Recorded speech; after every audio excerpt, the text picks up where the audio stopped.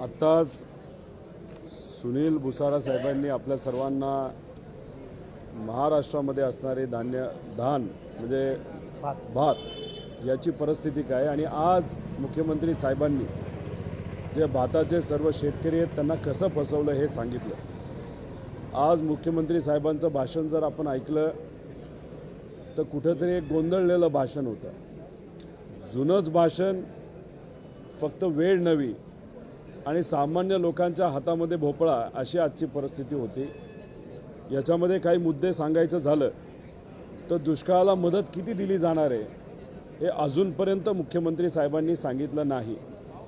40 तालुके त्याची एक वेगळी फाईल केंद्र सरकारला दिली आहे, पण 40 तालुके सोडून इतर जे तालुके जे दुसऱ्या यादीमध्ये होते त्यांच्या GRमध्ये कुठेही NDRF नॉर्मचा उल्लेख दिलेला नाही। पण मुख्यमंत्री साहेब बोलत असताना आज त्यांनी सांगितलं NDRFच्या निकषाप्रमाणे आम्ही सगळ्यांनाच मदत देऊ। मग GR जो दुसरा आहे त्याच्यामध्ये ज्या चुका आहेत त्या तुम्ही सुधारल्या आहेत का? आणि तुम्ही एका बाजूला म्हणता की NDRF नॉर्मप्रमाणे आम्ही देणार आहे, म्हणजे कदाचित मुख्यमंत्री साहेबांना ब्रीफिंग चुकीच्या पद्धतीने झाली, नाहीतर हा मुद्दा त्यांनी सिरियसली घेतला नाही अशी आजची परिस्थिती आहे। त्यामुळे शेतकऱ्याला दुष्काळाची मदत किती दिली जाणार आहे हे सांगितलं नाही।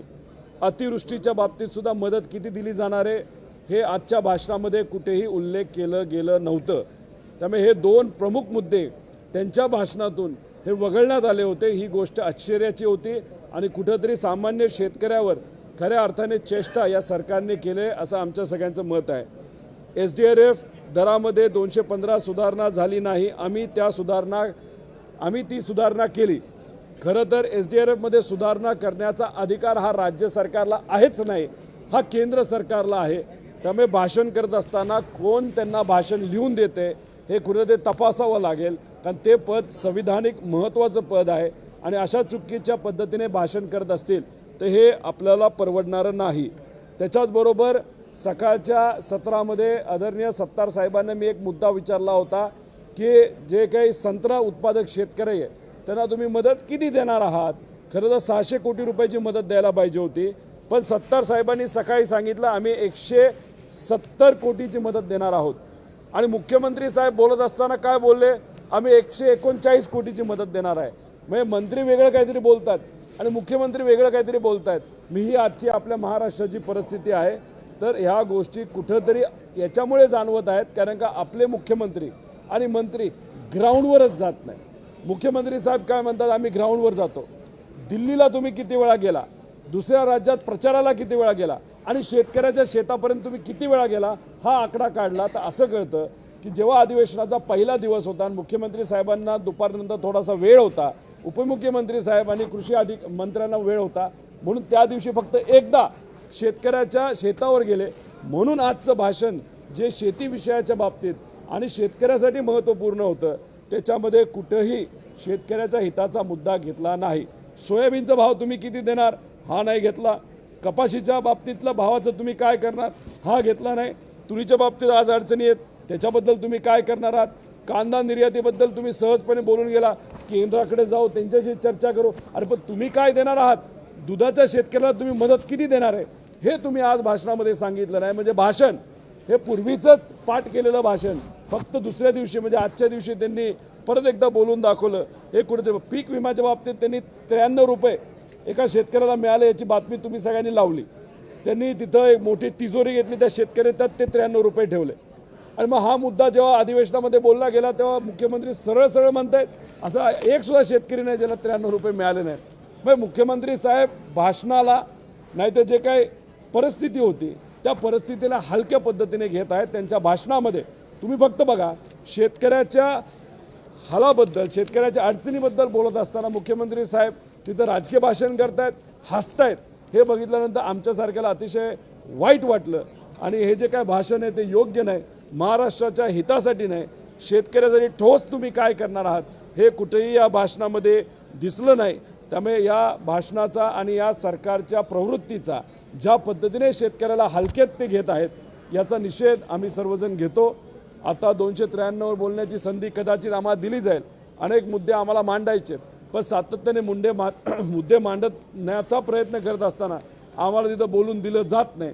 कदाचित या सरकारला सामान्य लोकांच्या बाजूने बोलणारे लोकच कदाचित नको आहेत. फक्त मंत्री बोलले पाहिजे, ते सुद्धा फक्त टिमकी वाजवणारे काही आमदार बोलले पाहिजे, एवढंच या सरकारला कुठंतरी वाटतंय ते होईल. त्यामुळे आम्ही या 293 वर बोलून सामान्य लोकांचे मुद्दे मांडण्याचा प्रामाणिकपणे प्रयत्न तिथं करणार आहे. फक्त ते आज बोलून देतील का, एवढंच कुठे ना कुठेतरी आपल्याला बघावं लागेल. धन्यवाद.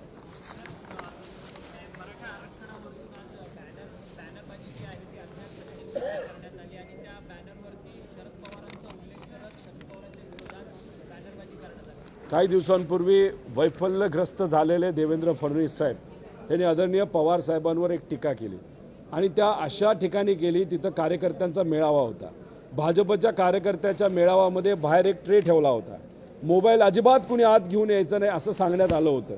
म्हणजे ज्या व्यक्तीचा त्यांच्याच कार्यकर्त्यांवर विश्वास नाही त्या व्यक्तीबद्दल आम्ही काय बोलणार. आणि त्यांनी ते वक्तव्य केलं आणि त्यानंतर अख्ख्या नागपूरमध्ये बोर्ड लागायला लागले. त्यामुळे या बोर्डच्या मागे कोण आहे याचा अंदाज आपण सर्वजण लावू शकतात. ह्यांना फक्त काय करायचं आहे तर मराठा विरुद्ध ओबीसी करायचं आहे. विकासाच्या बाबतीत हे सरकार शून्य आहे.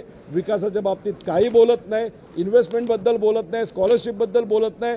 फक्त काय तर ह्यांना असं वाटतं 2019ला जसं कोरेगाव भीमाला दोन समाजामध्ये वाद निर्माण करून काही प्रमाणात त्यांना लोकसभेत यश आलं, तसंच मराठा विरुद्ध ओबीसी करण्याचा प्रयत्न हे सरकार करेल. जानेवारी महिन्यामध्ये आम्हाला भीती वाटते या महाराष्ट्रामध्ये अतिशय वाईट परिस्थिती होण्याची शक्यता आहे. त्यामुळे ती परिस्थिती येऊ नये यासाठी उद्या जे मुख्यमंत्री साहेब भाषण करणार आहेत, आज चेष्टेवारीत जे भाषण शेतकऱ्याच्या बाबतीत त्यांनी नेलं, उद्या मराठा आरक्षणाच्या बाबतीत, धनगर आरक्षणाच्या बाबतीत आणि लिंगायत आणि इतर समाजाच्या आरक्षणाच्या बाबतीत त्यांनी असंच फालतू भाषण करू नये. सिरियसली बोलावं, मुद्द्यावर बोलावं, कसं देणार आहे हे सांगावं आणि देत असताना ते कोर्टात कसं टिकेल हे सुद्धा उद्या मुख्यमंत्री साहेबांना सांगावं लागेल. आणि हलक्यात घेऊ नका. आज परत एकदा मुख्यमंत्री साहेबांनी या सरकारला आम्ही विनंती करतो. देश विदेशातील प्रत्येक घडामोडींचे लाईव्ह अपडेट मिळवण्यासाठी आता साम टीव्हीच्या सर्व सोशल मीडिया प्लॅटफॉर्मला लाईक, फॉलो आणि सबस्क्राईब करा. तसंच सर्व नोटिफिकेशनसाठी बेल आयकॉन प्रेस करायला विसरू नका.